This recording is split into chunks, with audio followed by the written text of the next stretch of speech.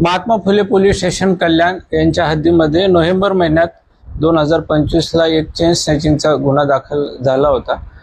त्याच्यातली हकीकत होती की यातील जे फिर्यादी आहे सी जी राजन हे रात्री त्यांचं हॉटेल बंद करून घरी जात असताना घराच्या खाली दोघांनी येऊन त्यांच्या गळ्यातील चेन ओढून घेतलेली होती आणि एक जण त्यांच्या पाळतीवर होता।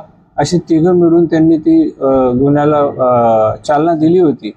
आम्ही महात्मा फुले पोलीस स्टेशनचे वरिष्ठ पोलीस निरीक्षक श्री परदेशी साहेब आणि त्यांचे गुन्हे प्रकटीकरण पथकाचे अधिकारी PSI मडके आणि त्यांच्या टीमने या गुन्ह्याचा छडा लावलेला आहे आणि यांनी मुंबऱ्यापर्यंत सर्व CCTVची पाहणी केली आणि त्याच्यातून तांत्रिक तपासामधून हे आरोपी त्यांनी मुंबईचे असल्याचे निष्पन्न केले आणि त्या आरोपींना या गुन्ह्यामध्ये अटक करण्यात आली, मान्य न्यायालयात हजर केले आणि जवळपास त्यांच्याकडनं 6,76,000 वजनाचा मुद्देमाल सुद्धा हस्तगत करण्यात आलेला आहे।